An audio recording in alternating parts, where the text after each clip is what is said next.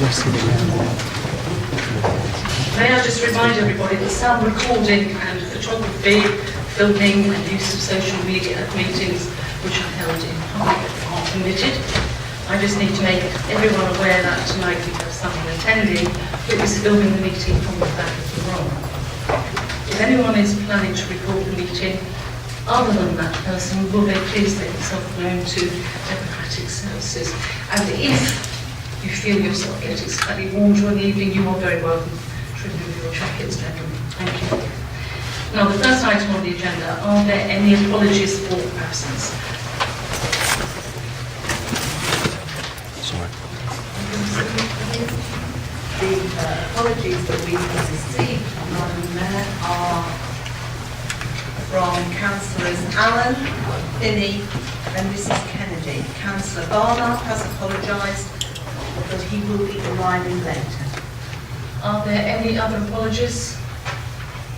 Councillor Birch, I think there may be from you. Thank you, Madam Mayor. Councillor Graham Birch. Okay, so recorded.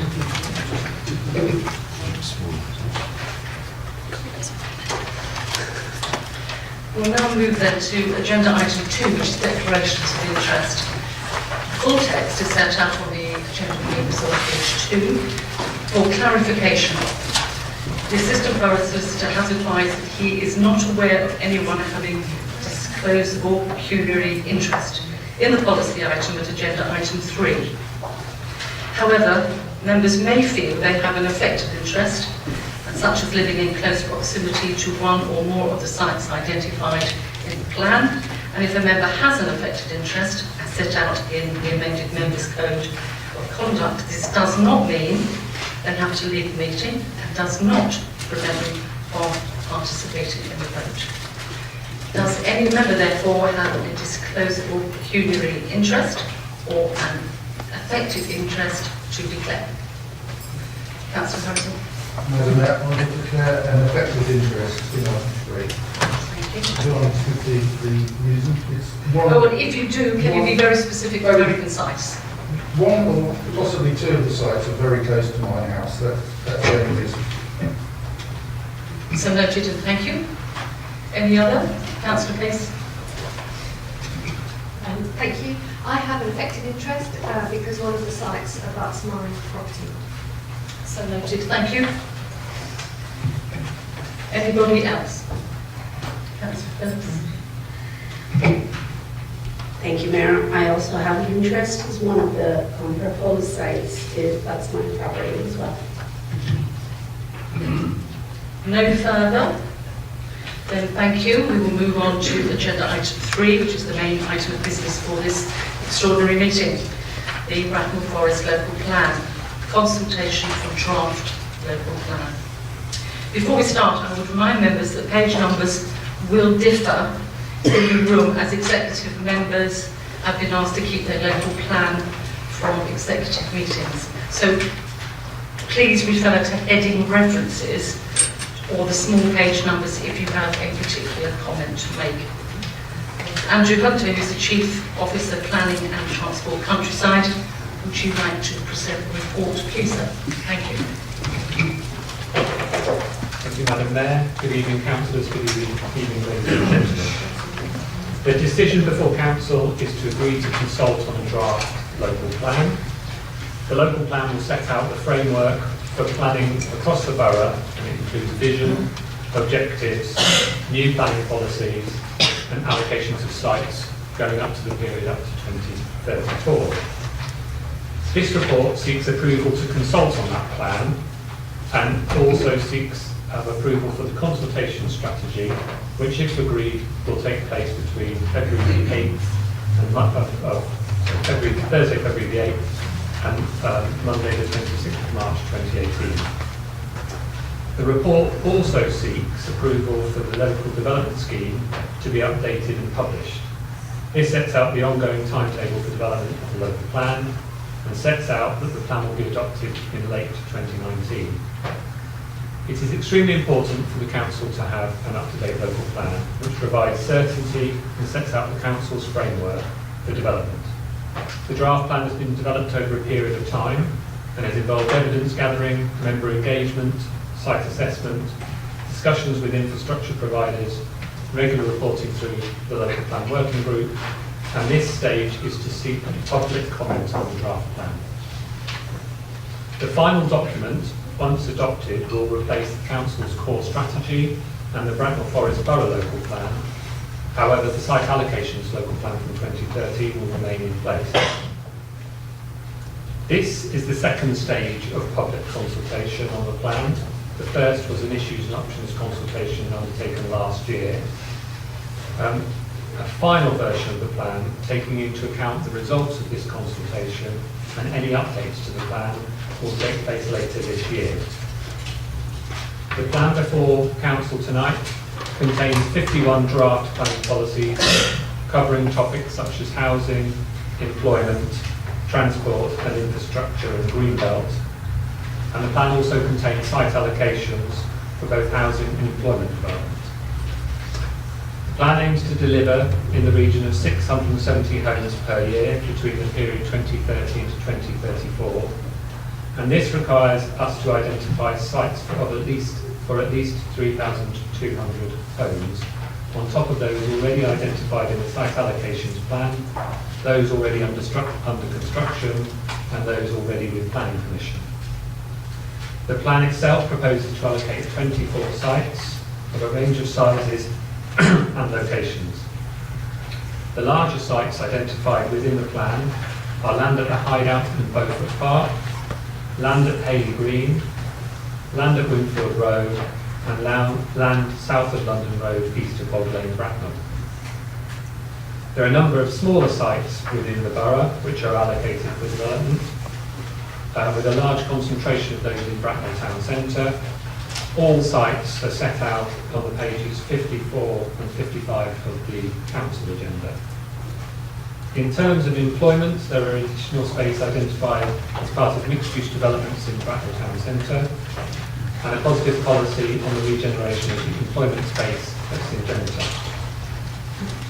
As with all local plans, a draft sustainability appraisal has been produced to support the plan, and this is attached to the papers along with a habitats and regulation assessment. Also within the papers is a draft infrastructure delivery plan. This will be developed as the plan goes through the various phases of development through to the point at which it is adopted. And this sets out the types of infrastructure that will be covered in the plan, a general view on infrastructure needs, a draft set of infrastructure requirements for large sites to be developed, a schedule of infrastructure projects for the borough as a whole, parish infrastructure projects, and the site allocations infrastructure delivery requirements previously set out by the Council. The consultation on the draft plan is set out on paras 5.6 of the cover report and also in the consultation mandate, and this will include manned exhibitions at various locations in the borough, specifically those locations where the most growth is likely to be seen. Those exhibitions will cover evenings and weekends to enable those working to attend and to give different opportunities for people to talk to officers about the plan itself. The local plan evidence base, as mentioned at paragraph 5.9, is also available to view on the Council's website, and that will be ready available at the start of the consultation. So the recommendations to Council are set out at paras 2.1 to 2.4 of the cover report, and I'm happy to take any questions. Thank you. Thank you very much indeed.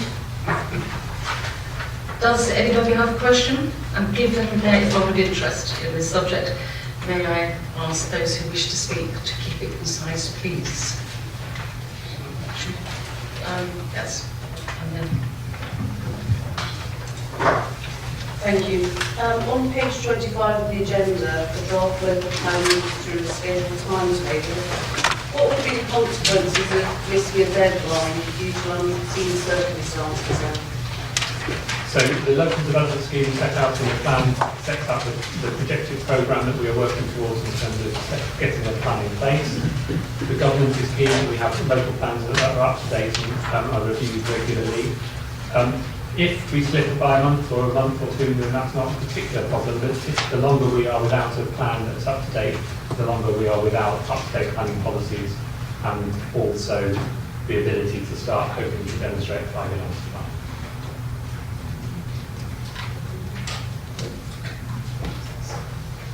Is that a supplementary? Yes, please. Thank you. Thank you, Andrew. You mentioned that there would be provision made for extra road shows and exhibitions in the area where there are larger scale developments. Can you confirm that the opportunities for this sort of interactive consultation will be actioned from the 8th of February, 1 week from now, the start of the process? Please? Yeah, certainly. So as soon as the consultation starts, everything will be live on our website. All of the documentation will be delivered to all of the parishes. It will be available to all of the libraries. We have a schedule of workshops that we're working, manned exhibitions that we're working with the parishes on at the moment. Those will take place in Binfield, Bracknell Town Centre, Winkfield, Warfield, Crowthorne and Sandhurst. Those take place at varying times in the day and at weekends and some evening meetings, so that people can come and speak directly to us to find out information, find out how to respond, and ask us any specific questions. Thank you. Thank you. And next, can we go around this way? No more questions? Sandra, Councillor. Thank you, Madam Mayor. I have 2 questions, please, for Andrew. The first question, with regard to the traveller sites, given that the local plan is designed to bring certainty, will we have definitive decisions on the traveller sites by the time we go to consultation? Not for the consultation. No sites were submitted to us for that purpose. We've set out policies within the plan which would determine how we deal with gypsy sites if they want to come forward, but no one has put any sites forward for us at this stage. As the plan develops, we may receive sites through the process which we will assess. If by the time we get to the final version of the plan there are no sites identified, then we will need to rely upon that policy that's in the plan. Councillor Ingham, is this one a supplementary question? This is my second question. What do you... Can we move on and we can come back? Thank Certainly, you. thank you. Councillor Leake. Thank you, Madam Mayor, and thank you for your introduction, Mr. Hunter. You mentioned about the information being available on the website when it starts. Does that also apply, if I may refer to paragraph 5.49 on large 15 and small 11, whichever set of documents you've got, where you talk about comparative data for objective assessment? Will that information be available on the sites, on your website or otherwise, together with the evidence on which it is based? So for the public consultation, all of the council's evidence base, which that plan is based on, will be available at that period of time, so members of the public can peruse all of that and look at that as part of the consultation. Thank you. Councillor Leake, is this supplementary? There's a supplementary. I'm taking that as a yes, and I therefore assume that if as a result of the public consultation and representations that are received and have merit, then it is conceivable that there will be elements of this plan which may be liable to change. Yeah, absolutely. Thank you, Madam Mayor. Thank you, Councillor Leake. Moving on around the table. Councillor Brossard. Thank you very much, Madam Mayor. Andrew, thank you very much for that presentation. If a site within the local plan was deemed unsuitable because of, for instance, severe contamination that couldn't be addressed, and that particular site was withdrawn, will there then be an alternative site offered up to substitute for that one? In other words, a sort of plan B, shall we say? So the way in which the plan has been structured at the moment is that we've identified land for 3,600 houses. We need around 3,200 houses. The government is looking for us to boost housing supply, but that gives us some flexibility if there are sites that something comes up no longer available, no longer deliverable, no longer achievable, then we can make that assessment prior to bringing back the plan in the next stage of consultation. Thank you, Councillor Brossard. Councillor Pacey. Thank you, Madam Mayor. Does that mean then that we are over allocating the site, so if we're going for 3,600 rather than 3,200, or is it that through the consultation process there'll be a weeding out so that not necessarily all of those sites are allocated? It's just giving ourselves some flexibility at this point in time. So 3,200 is what you would require if you were just meeting objectively assessed need. 3,600 gives you a bit more flexibility in the plan. But as I said to Councillor Brossard, essentially, if there were some problems with sites, we have some flexibility. Sorry, can I just clarify that? So are we not, so we're over allocating? We're allocating. Is the intention to over allocate, or is the intention to get down to 3,200? The intention of the draft plan at the moment is those 3,600 houses. If over the period of that plan, that consultation, there are some alterations that we need to make to that, then that figure will slightly change, but there's a slight over allocation. But there's an intention to over allocate. That's what it is. Sorry. Any further? Councillor Berger.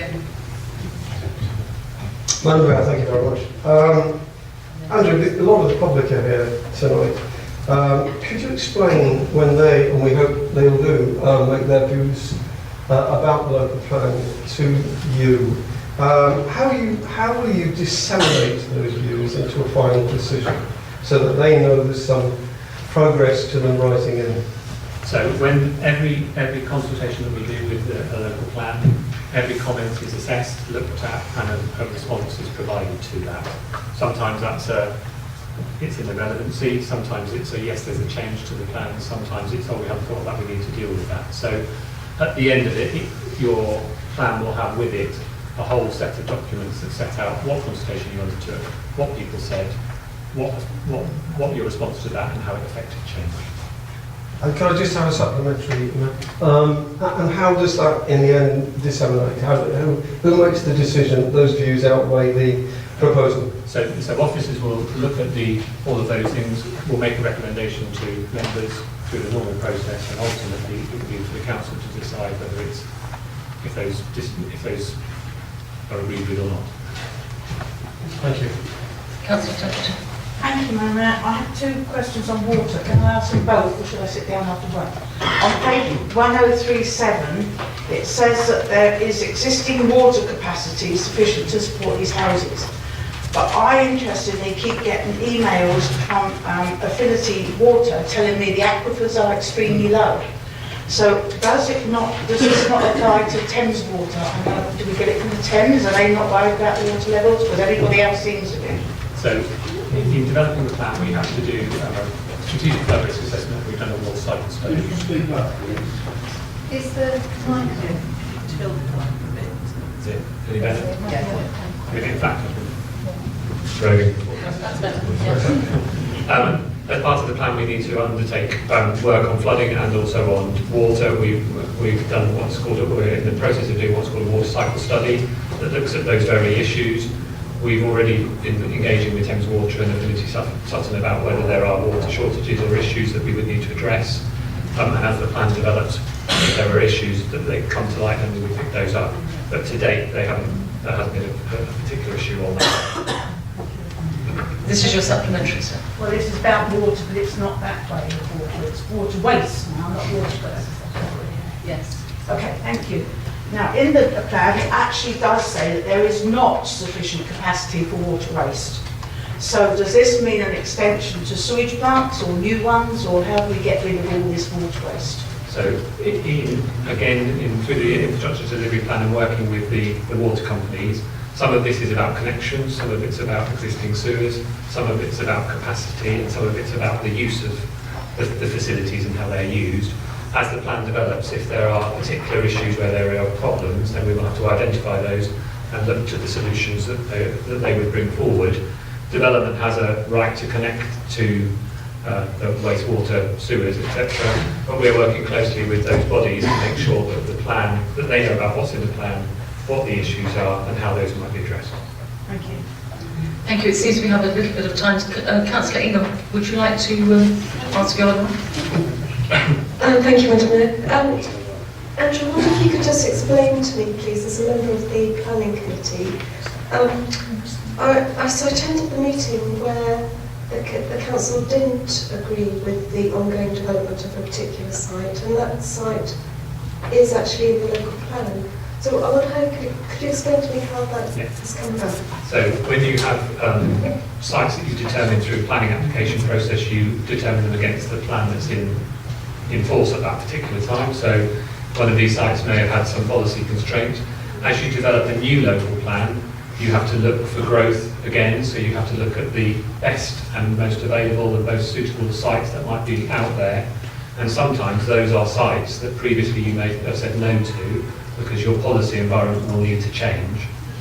And essentially that happens with every iteration of a new local plan. So you have this issue where you may have said no to a site in the past, but as needs and growth is required, you may then have to accept that those sites become developed through the local plan process rather than the development control process.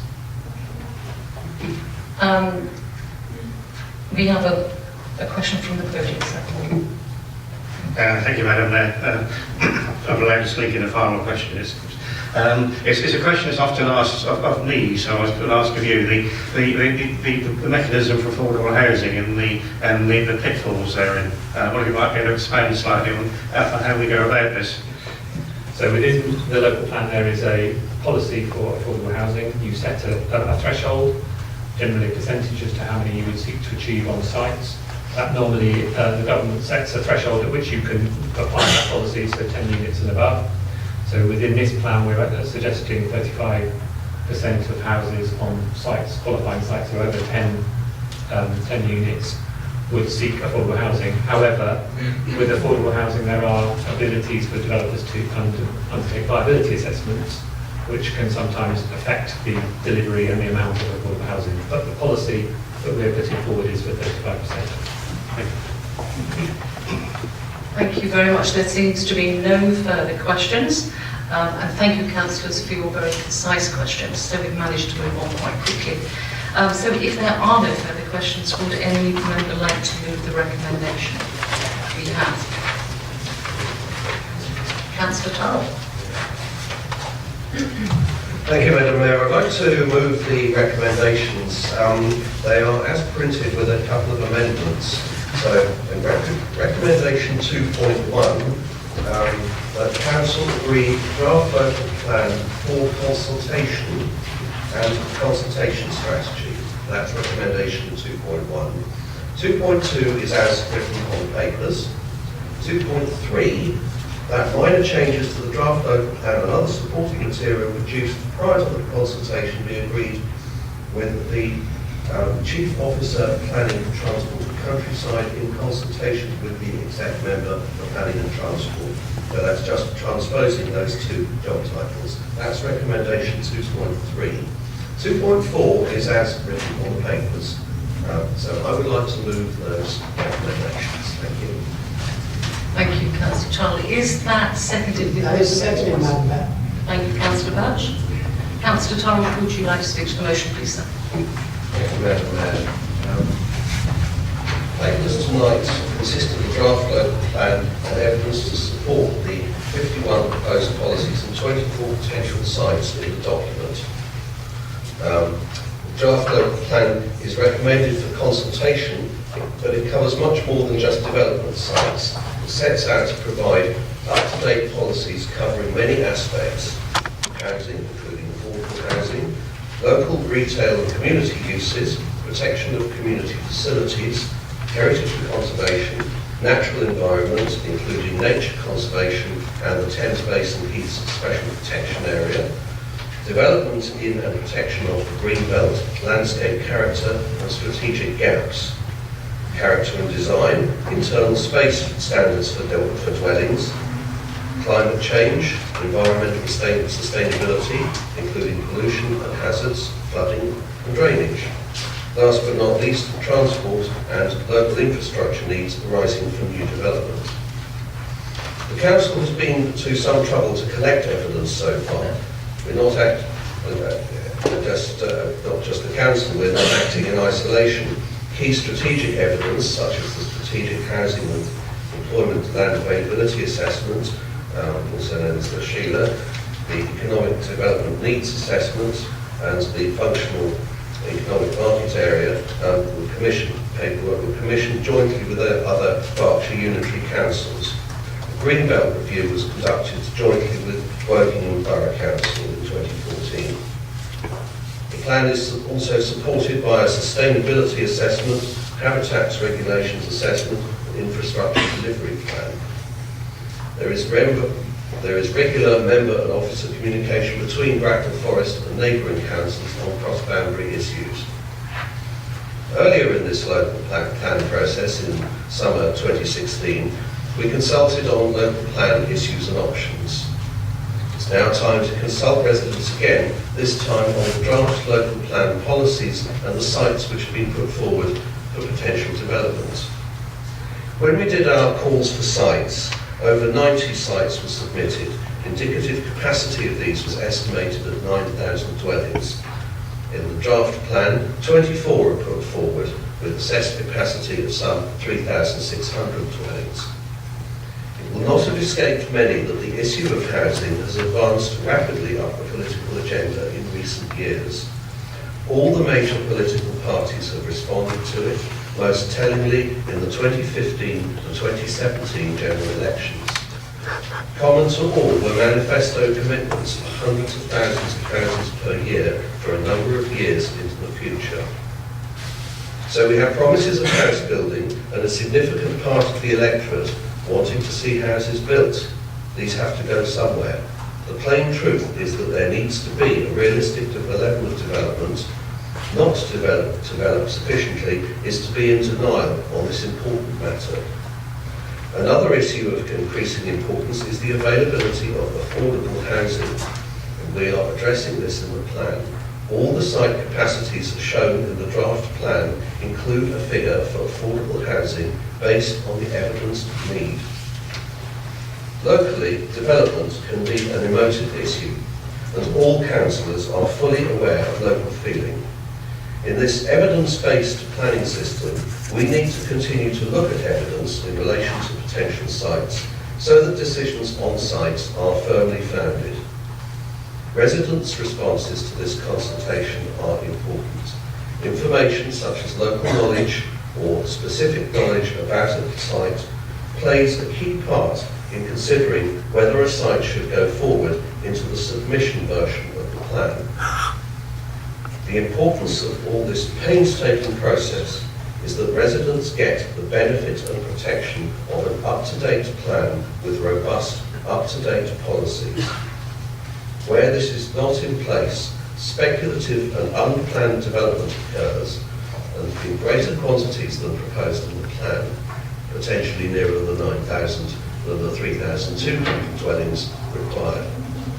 Residents have no say in it, no say in facilities for the community, no say in infrastructure, no say in quality of development. So it's important to continue to consult and involve residents so that what comes out of this is a plan shaped by all of us for the borough in which we all live. I urge you to support the recommendations before us tonight. Thank you. Thank you, Councillor Toll. Now, does any member wish to speak? Councillor Templeton. Yeah, I'd like to speak because I think this plan is both comprehensive and comprehensible. I really appreciated the glossary and abbreviations on page 272 as well, and I think everybody else will when they try to respond to this. I fully support the procedures for this consultation outlined on page 15 of the agenda or page 11 of the small print. They're very much more proactive than most council consultations, including manned exhibitions and lots of social media advertising.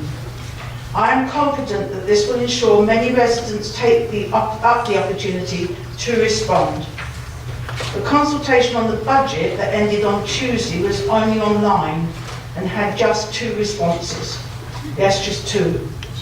I'm sure the return for this will be much higher. I'm very supportive of raising the affordable home allocation from 25% to 35% in these local plans, but hope that the rules governing viability are strengthened in time to make this a reality. Thank you. Thank you, Councillor Templeton. Councillor Turrell, do you wish to respond? We have the rest of the debate. are reserved. Thank you. If there's nobody else, I'm not going to speak against it because this is the most important thing we're going to do regarding our planning of our plan, and that's consult with the people that matter, which is the public. But can I just make a number of quick points? We have a local plan at the moment. Do you know it's very successful? We are winning a lot of appeals because of the strength of that local plan. And we will be carrying forward into the new plan a lot of that strength and vitality of the existing plan. And that's important for people to know. Because as we move the new plan forward, it will be important. There will be applications coming in from developers that will not be in areas that are identified within the plan, and we will need to have really strong policies to defend in that case. And because that's what having a local plan is all about. It's a protection, it's a defence, etc. Now, if you happen to be around one of the sites that's being identified, perhaps that's not always what you want to hear. But the local plan is about more than just the sites. And you can engage with this process, and you can go on engaging with this process even if the site that is closest to you actually does get allocated. Because even after a site is allocated, you can still be involved in what's called the master planning on that site, and you can assist with your local councillors in defining what actually ends up on that site and what its character is and what community benefit it may have. So if in allocating a site and the site ends up being allocated, that's not the end of it. You still need, and we still need, the public to carry on engaging so that the right development ends up in the right place. And that's an important point. Please also engage with the policies. Look at the policies, because that's what we will be using to defend. Look at the strength and the commitment to the green belt. Look at the strength and commitment to affordable housing. All these things are vitally important to the community. Look at where we are going to recognise and need to recognise the uniqueness of communities, and can we make sure in our policies that there are the gaps between those communities that allow the recognition within the communities. Look at the plan is there, the policies are there, that's there, look at that. Now, I think this is about my fourth, fifth or sixth local plan, and to be honest, Madam Mayor, this will be one of the most widely consulted upon that I have been involved in all my years involved in planning. So I'm really looking forward to not just the extent of the consultation, but I'm looking forward to the quality of the consultation. And in that quality, I'm calling upon councillors, right, to assist the public in making sure that their responses are valid. Because it's very important when you are responding to a document like this to make sure that you respond in what we call sound material planning reasons based on evidence. Just shooting something out, oh, the infrastructure can't take it, is not going to get listened to as much as this report or that report pointed out to this, in that, etc. And the evidence shows. A much stronger way of making a submission. So I'm really encouraging in that when this consultation goes out, that we make sure that the right level and the right amount of input comes in all the policies, not just around the sites. And the need, I'm afraid, Madam Mayor, there is a need for more housing, there is a need for more employment.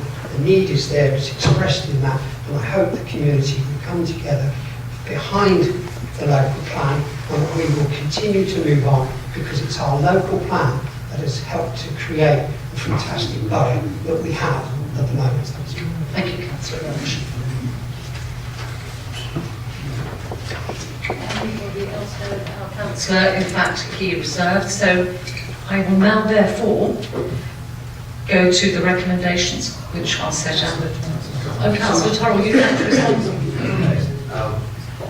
I'd like to give thanks for the contributions and to Councillor Templeton's kind words on this process, which has taken a fair bit of time and getting it done. She raised a point about viability, and I know the government are looking at this, and the particular thing that I think has come out of the consultations that the government have had is the strong feeling about developers getting a second bite at the cherry, putting something in early on the process and then coming back and trying to change it. So there are a number of things that I think we can see coming forward about planning in general. As far as the items before us are concerned, nobody has spoken against it, which is good, because it is about consultation. I would be rather worried if we had people who didn't think we should consult residents. So I think we'll just leave it there. Thank you, Madam Mayor. Thank you very much indeed. I will now try and ask that we go to the recommendations which are set out on page 5 of this main agenda. Therefore, with those amendments, remember, will all those in favour please show? Thank you, and down. And will those against please show? Thank you all. Then that is carried. Now, can I just remind everyone, this was a very expensive agenda, so may I ask the members who have received a paper copy, please retain it for their future.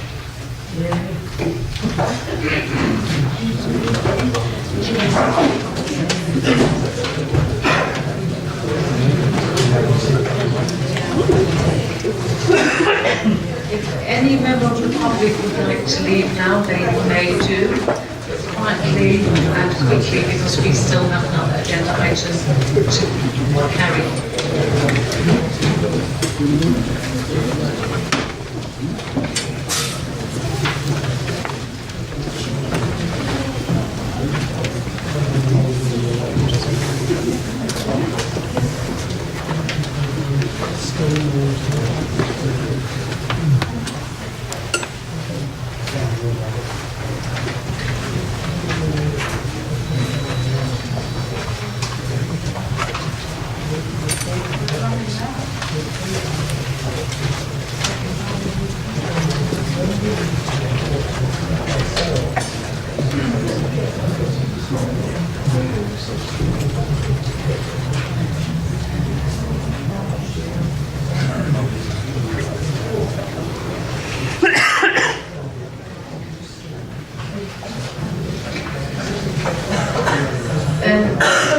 Councillors, we can move on, please, to agenda item 4. We have received a notice of one question, which is set out at item 4 at the beginning of your agenda papers, and the question is for Councillor Dr. Barnard. Welcome for making that dash across the road. Councillor Templeton, are you content to take your question as read? No, I'd like to read it, please. Then please do. 5 years ago, a consultation with the young people of Bracknell Forest resulted in a promise to provide for them a state-of-the-art provision in the centre of Bracknell. Cooper's Hill was discussed as a location at one time. What has happened to these plans, and when will the promise be fulfilled? Thank you very much, Madam Mayor, and thank you very much, Councillor Templeton, for the question. Firstly, I want to say is that this administration remains committed to delivering a modern, viable and sustainable centre for young people. It is on. I failed. Yeah, sure. Use mine. Use that one now. No, use this one. Oh, that looks better. Okay, so just to repeat, this administration remains committed to delivering a modern, viable and sustainable centre for young people in a town centre location in Bracknell. That has not changed since the initial consultation took place before the last election. As colleagues will probably know, that the nearest current youth centre to the town centre is located at Cooper's Hill. It's a fairly traditional building. It offers a limited range of opportunities, and I think for many doesn't actually meet the needs of being something particularly special they'd expect to find in a town centre. So it was on the back of that that we committed at the time to engage with those that we could engage with to actually see what could be possible on that site. It has a covenant in place in favour of young people. It seemed like somewhere that we should explore at the time. Now, extensive discussions took place because what we were very clear about, indeed I remember answering a question here to this effect, was that it would have to be something like a housing development linked to a youth hub to actually deliver the capital part of the infrastructure, and that because we wanted something special befitting a Bracknell town centre, we'd want to work with the provider to bring some very, very special things that went above and beyond that which you'd expect to find in a community youth centre.